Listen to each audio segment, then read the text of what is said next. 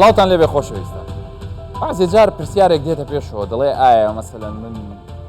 ژەمی یەکەمی ڤاکسینەکەم وەرگرت، دوایی زڕوفێک هاتە پێش لە وەختی خۆیان وەرم نەگرت، مەسەلەن تاخیرتر بوو وەجبەکە درەنگتر گەیشت، یان هەر کێشەیە کە هاتبێتە پێشمان نەمانتوانی بێ بچین ژەمی دووەم وەربگرین. ئایا ئەمە لە ڕووی تەندروستیەوە ڕێگە پێدراوە؟ وەڵامی ئەو پرسیارە دەدەینەوە. بەڵام پرسیارێکی تر هەیە کە ئێستا نەک هەر لە کوردستان، لە دەرەوەش خەڵکی دەرەوەش دەپرسن بەعزێ جار مەسەلەن ئێمە دەکرێ دوو جۆری جیاوازی ڤاکسین یان با بڵین لە کاتێکە وڵاتێک بێنینەوە لەو کاتەیە مەسەلەن فایزەری هەبووە، ئێستا بۆ بژەمی دووەم فایزەری دەست نەکەوتێتەوە، توانێ ئەسترازێنیکا بە طبعاً ئەمانە هەمووی شتی ینی پێداچوونەوەی زانستی و لێکۆڵینەوەی پزیشکی پێویستە، ئەمانە هەروە بە ئاسانیە مۆڵامانە نادێتەوە، بەڵام دەمانەوێت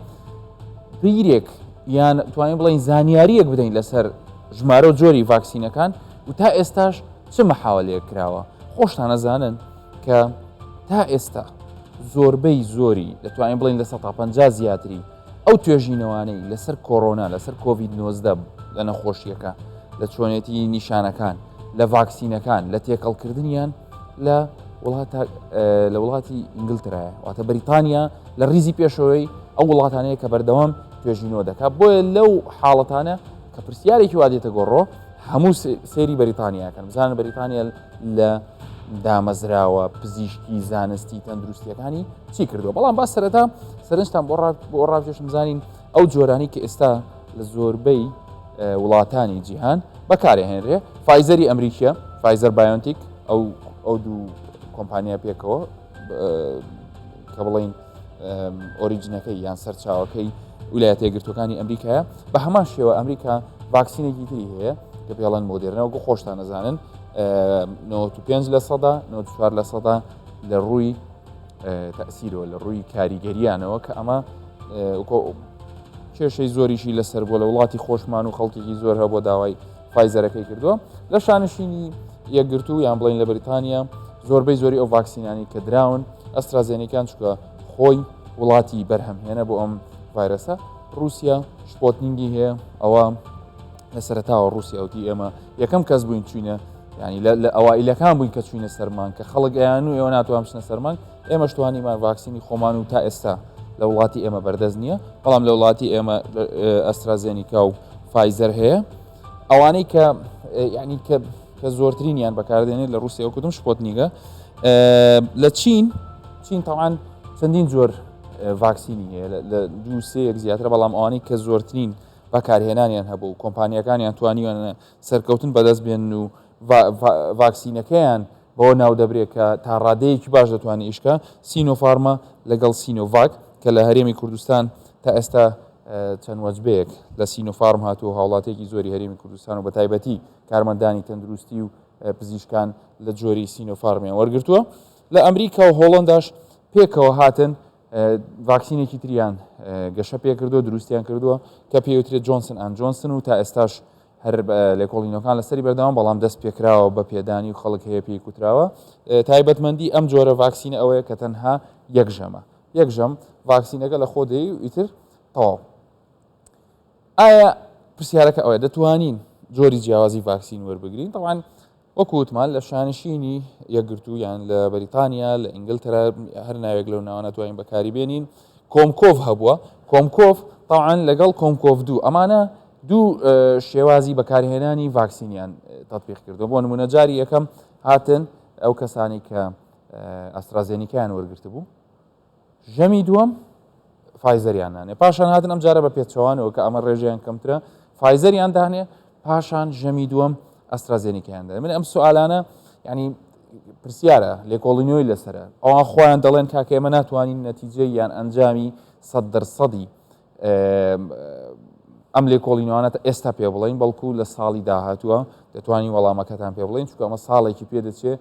بە ژێرەی تەمەنەکان، بە ژێرەی ئەو کەسانی کە وەریان گرتووە ئایا چکارە بوون پێشتر مەسەلەن حاڵیانە کرد ئەم جۆرە تاقیکردنەوەە لەو کەسانە بکەن کە لەسەر و 50 ساڵە بەڵام ئێستا هەموو تەمەنەکانی تێدایە و هەروەها ڤاکسینەکانیش بە پێش و پاشکردن بەڵام تەنها لەسەر ئەسترازێنیکا و فایزەر کراوە و بەردەوامیش ئەو کەسانی کە بەشدارن لەم توێژینەوانە پشکنینیان بۆ ئەکرێ لێپێچینەوەیان بۆ ئەکرێ وەکو هەفتەی پێشوو باسمان کرد ینی وتی ینی کە باسمان کرد و لە دکتۆر جەگەریشمان پرسی ینی ئەو جۆرە پشکنینانەی کە ئێستا بەداخەوە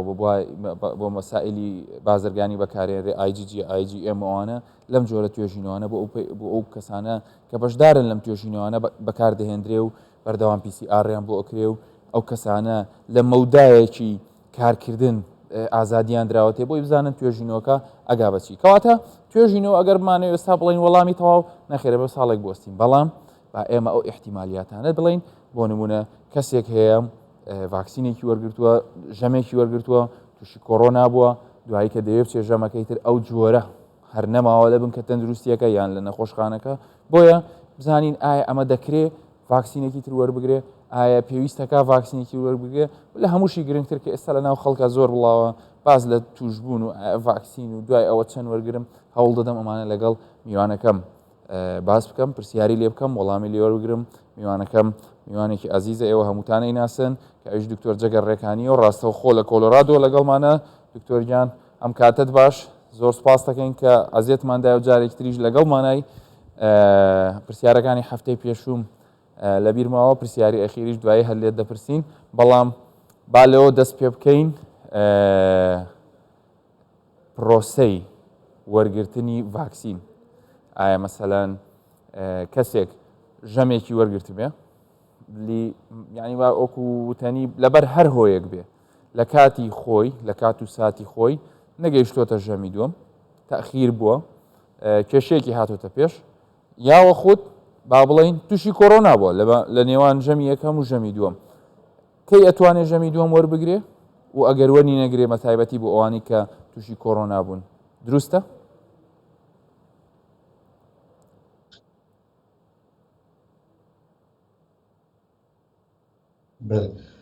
زۆر سپاس دکتۆر هەست دیسان سڵاو بۆ سڵاو بۆ وێران کوردستان 24 پڕاستی ئەفتەوەرە gelekî muhim me gelek pirsiyarê medîken ji herwasan Kurdistanê û Amerîka jî ev pirsiyar gelekî tekirine ev kesên wekî mesela em dibêjin Pfizer an jî AstraZeneca ev vaksînên ku pêkhatîne ji du qorçan eger qorçekê tinê werbigirin karîgeriya vaksînê zora kêma yo li awaza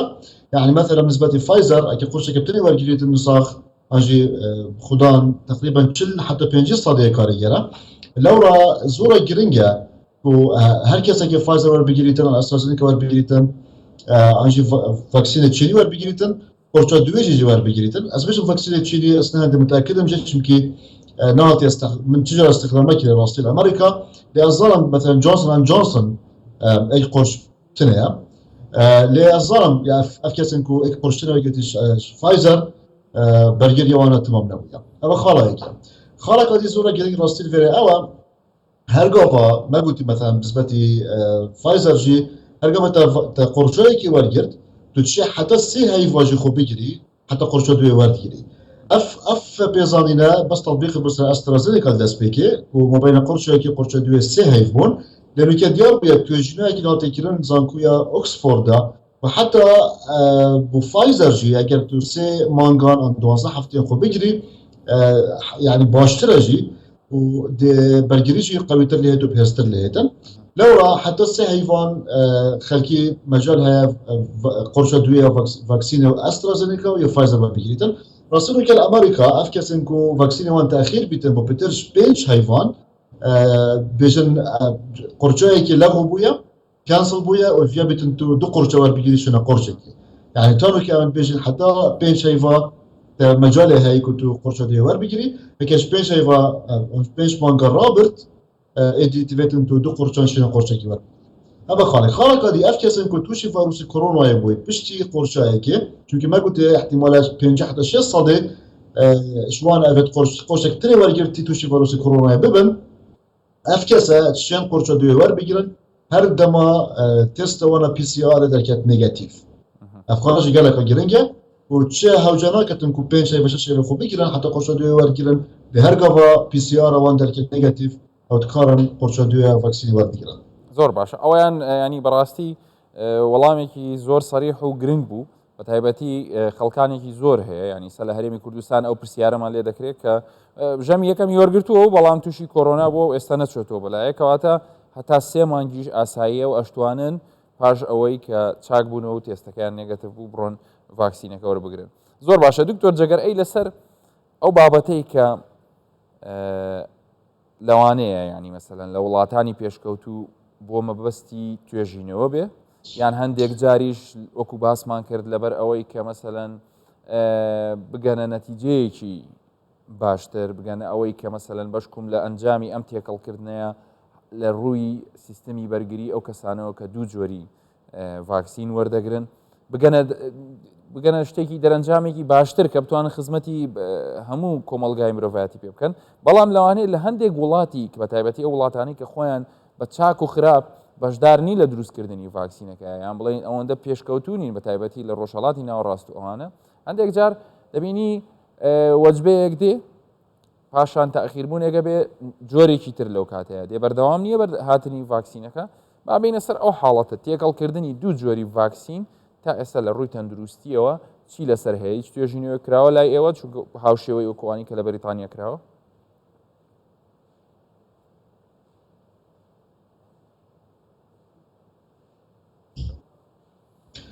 بەێ ڕاستی پسوای بەێ زۆر گرنگە ئەف پسواگەلە تێتەکردن دیسان خەلکی مەدا کە ئەگەر جوورێکی ڤاکسینی وەرگرتی بژی مەثەلەن ئەسترازنێکە وەرگرتی کاریتن شێتن قورشا دوێ جوورێکی دیە ڤاکسینی وەربگریتن ئانە مەثەلەن مینە فایزەر ڕاستی مەچە بەرسفن زانستی سەرێ پسوای نەبوون حتا بەری تقریبا ئەسبوعێکی بەری هەفتەیەکی کو بژن نەتیجەن دەستپێکی ئەنجامên destpêkê yên diraseka ya Brîtanî û ya Spanî têk dahatîne belavkirinê û diyar kiriye û teban du dirasa hatbûne kirin dirasekya Brîtanî bitirê bû û diraseka dî ya Brîtanî û Ispanî bû. Dirasa Brîtanî diyar kiriye ku têkelkirina du corên cudayên vaksînî ya bêziyan e. Çimkî em zanîn ku em tên her vaksînekê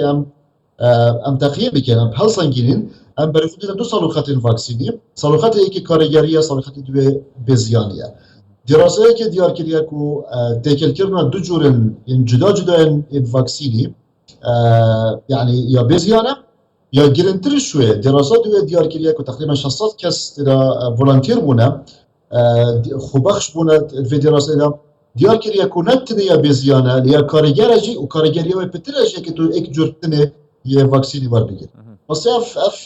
ظاهره يا باتي دراسه كيرن برينو كي اف دي ار دت بجني هيترولوجاس برايم بوستينج بنا جورنتيجي فاكسينا والفيروس جهاتنا دراسه كيرن ديور بيكو اف چند تطبيق بدن سر فاكسينا كورونا يجي اف كسن دسبيك استرازينيكا وارجرتي وبشتينجي قرشا دو غوري سويش كريا فايزر برجريوان بتر بويا شوان ابد بس استرازينيكا وارجرتي بريجا 34 الصدي وديار بيجيكو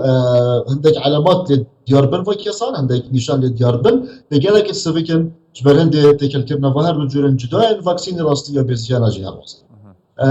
جبرهن دي قالك دولات الأوروبيين وكا فين دسبيكي أسترازينيكا دايو بشتيني قمام وشو بيكو أسترازينيكا عندك مشكلات شديدة مينا مهينا خويني راستي رجاوية كيما وكي بيجن 7 مليون لدي سانجي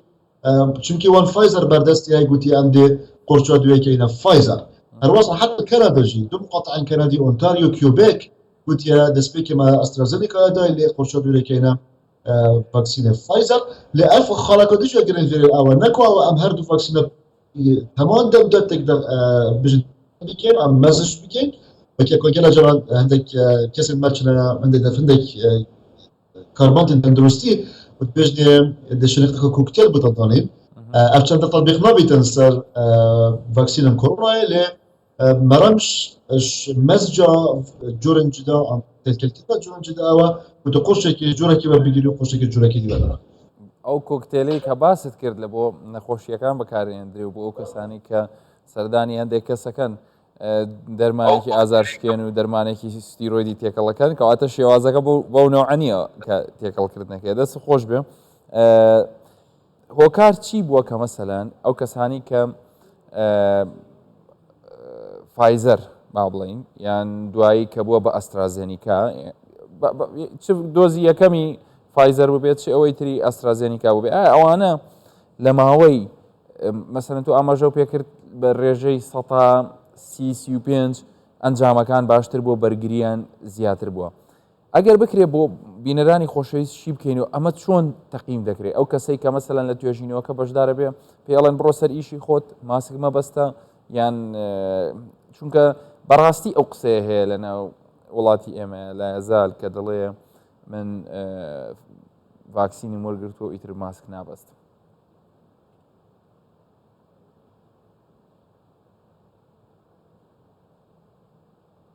بله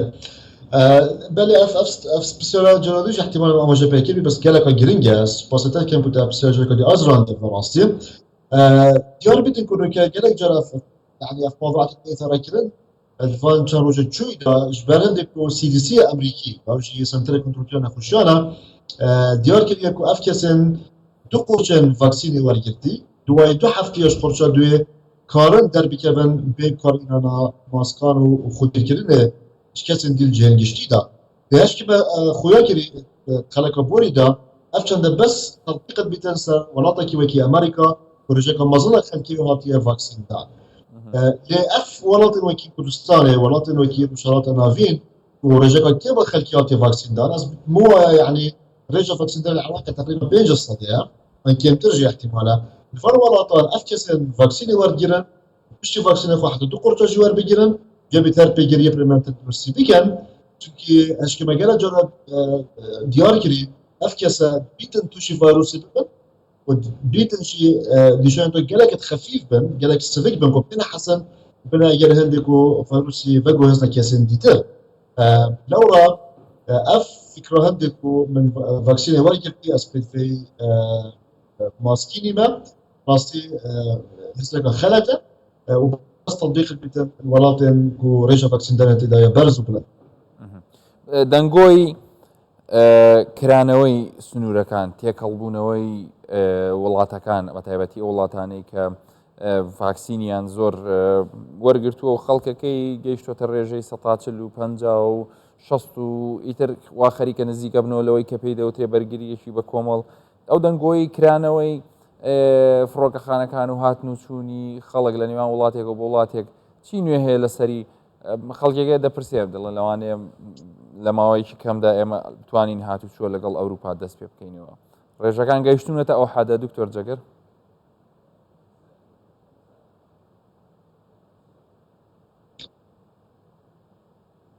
بله راستي الامريكا تانو كنظام اوروبا بالضبط شويه بترأس تركيزها مثل امريكا يا الامريكا احتمالها هي الشاشه هي بهش ابجهنا بجنه برجريه كومالي اگر بيجنا برجريه كومالي طبعا دي يعني بيجبيني اوا وسنور بينها فكرا اللي دي سقف بتر قرارك بوليتيكولوجيا يا سياسيه لكن قرارك يا زانستيه كانوا كراستي إدارة جو بايدن شو تصريح ندانا كان بالضبط كينجي سنور أمريكا فكنوا خلكي جدرفة أمريكا قارنتن تقديم كده فيزا أمريكي وداخلي أمريكا. زور باشا دكتور جگر ڤیدیۆیەکمان هەیە حەزمان لێ پێکەوە تەماشایکەین دوای کۆمنتەکەی تۆ وەرەگرین با هەمومان پێکەوە بینەربین ڤیدیۆیەکی زۆر کورتە پاشان In Western India are smearing cow dung all over their arms, head and entire bodies. In Hinduism, the cow is a sacred symbol of life and earth, and for centuries Hindus have used cow dung to clean their homes and for prayer rituals. لەگەڵ ڤیدیۆکە دەنگێک هەیە بەڵام ئەوانی کە دەیبینن ئەوە هیندستانە ئەوە خەڵکێکن دەڵێن بەو تەریقەیە لە ڕێگەی پاشماوەی مانگا و چێلەکانمانەوە لەگەڵ ئەنجامدانی چەند چالایشێک و خۆوەردان لە پاشە ڕۆیان و لەوانە ئێمە خۆمانەسوین بە پاشە ڕۆکان و کەچی بۆ واستەی ئەوە لەوانێت توش نەبین یان چاک بینەوە ئەمە دیارەیەک لە پزیشکەکانیشە ینی تووڕەبوو ئەڵێ ئەمە چارەسەر نییە ئەمە شتێک نییە ئەمە شیرەکەی ئەمە مەرحەلەی شیرەکەیان یەکەم جار پاژماوەکە پیساییەکە چەند حرەکەیەک دوایی شیرەکەیان ئەمە لە سەرەتای سەرەڵدانی کۆڕۆنا چەندین بیر و باوەڕ و شتی لەو بابەتە لە کۆمەلگا جیاوازەکانی جیهانەوە بەڵام ینی وەکو دەبیندرێ ینی مەسەلەن حەزم لێ بزانم دکتۆر جەگەر چیەڵی لەسەر ئەو جۆرە هەڵس و کەوتانە خەڵکانێک هەیە ئێستاش باوەڕی وایە کە بە ڕێگای چەند شتێکی لەو بابەتەوە لەوانێت ئەو لە هیندستان وایە لەوانێت لە وڵاتێکی تریش بەنەوەیەکی تر بێ حەزم لێ کۆمنتی تو بزانم لەسەر ئەو ڤیدیۆ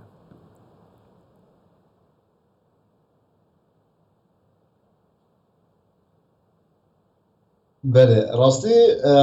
اول مسئله که گلک یا معقده حتى بالانجليزيه بين الساينس والسوبرستيشن يعني زانست وخزوع بلا وكلاوات ويعني افسانه ما كنت بيجن ريس هيا بو همي بيور بوارن خلكي شعر الدنيا بيتنو وتش بيور بوارها بن لبراستي زانست يا هات يا فاكرين سر داتا يا كده داتا نبن معنوي هر شيء الداتا نبيتن مرحله خزوع بوليغا كان بيجن يعني كلاوات انجي دراوه انجي في الشارع هرقا دليلك انكو بلغيك الزانستي هبيتن كو امبيشن واسطه في بلغي ام دوبات بكين واثبات بكين وبسلمينين وف ممارسات الدرس هنجي ام دي بيجري بكين اكيد الديف كلتشر جالك كسان ويروسان جالك ديف اولو ودين جلان جالك جفان افكارات دهنا عندك مثلا تشن بريكا تشيلي وكي هندوسيا عندك مثلا امريكا جهابون يعني نيفيج كيرن الكنيسات قلت كم نيفيجا بكين جالك ادي كورونا تمام وديار بكو اف كسب قياده نفيش بخوش يذكر اف بيجن بريستي ومخو بكورونا يمربو هل وصل الدوله الاسلاميه قال لك شو دركت من دسبيكا كورونا تقول لك هذا تشكرنا دوله كافره و هل وصل انا كم دعاء بكينو بتشينا جامعه تشينا كم جامعه بكينا بتشينا جامعه نفيجا بكين احتمال كورونا مش مديد كبيتن لراستي اف كان ابد معقول لنا حتى دكتور مصطفى محمود كويكيش بيجن بروشنبيرن المصري بو ومروفي بكو دكتور بو بشتينجي دسبيك إمام بينا باوريان ديني نبو بشتينجي متدين بيتن ديمايكي بيجي تناكر دو كاس سفينة كدابن بابورا كدابن ايك كافر بيتن ايك مؤمن بيتن واف بابورا بخندقيتن انجي برف خندقيني بيتن او دي هيتا قرطال كيرن او دي قرطال كيرن ابي ملفان يزدانيتن نا افي متدين وان افيكو ایمان بخوده هی افتشان در راستی گلک گرینگ زانستن پتازانی جدا دسپیک مثلا وقتی سفل از در کفت اروپا گوته و غضب خوده وقتی هندکو مثلا طب نت گوته دیسان اف احتمال جنت کفت لشوی دا لامزانی چه بلگین زانی سیستم خفنینی نو اف مبارزه مدید هندستانی راستی دیار کتن کو يعني چند انسان دير كبيتن زانسته ده بتر توشي بجن مشاكل بيتنو اريشا بيتنو ودليل جاء وكون الهندستاني امازون كم ملايين كسا يتوشي فيروس كورونا بنو روجانا زي صف هزار كسا يتوش بنو وتقريبا نزيك 5 كسا كان خوش دستان بدا خوب و جوره بیرکردنەوە زانم ینی ڤیددیۆکە کاریگەریەکی نێگەتیڤی لەسەر دەموچاوت هەبوو بینیم هەر کە سێری ڤیددیۆکەت کرد پێی بێتاقەت بووی وێ با بتخەمەوە پێکەنین هەفتەی پێشش پێت نەوتین چییە خۆی ماشەڵڵاوە کەش خەو ڕێک و پێکی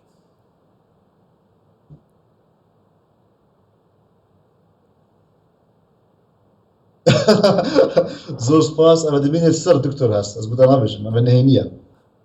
تەمام محاولەکەین بۆ بینەران و بۆ ئێمەش دوایی هەر لێت دەربێنین و کەشفی بکەین دکتۆر جەگەڕێکانی لە کۆلۆرادۆ لەگەڵمانە بووی زۆر زۆر سپاس دەکەین ئەزیەتمان دای بۆ ئەو زانیاریانی کە بە ئێمە دبەخشی کاتێکی خۆش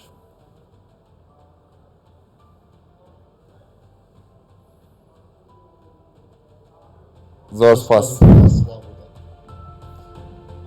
دەمەوێت لە کۆتایی بەرنامەکەی ئەوە ئاگادارکەمەوە و کەسانی کە ژەمی یەکەمی ڤاکسینی ئەسترازێنیکەیان لە پارێزگای هەولێر وەرگرتووە بەڕێبەراتی تەندروستی بەڕێبەراتی گشتی تەندروستی هەولێر ئاگاداری هەموو ئەو هاوڵاتیە خۆشەویستانە دەکات کە لە ڕۆژی 56مین ینی جیاواز لەوەی کە پێشتر بڕیاری لێدرا بوو پاش 3 مانگ یان پاش 12 هەفتە ئێستا لە هەفتەی هەشتم بابێن ژەمی دووەمیان وەربگرن بە هیوای سەلامەتی بۆ هەموو لایەکتان هیوادارم هەموو لایەک بتوانن ڤاکسین وەربگرن خۆیان بپارێزن لەم نەخۆشیە و هێشتا ماسکەکانتان بەست خواتان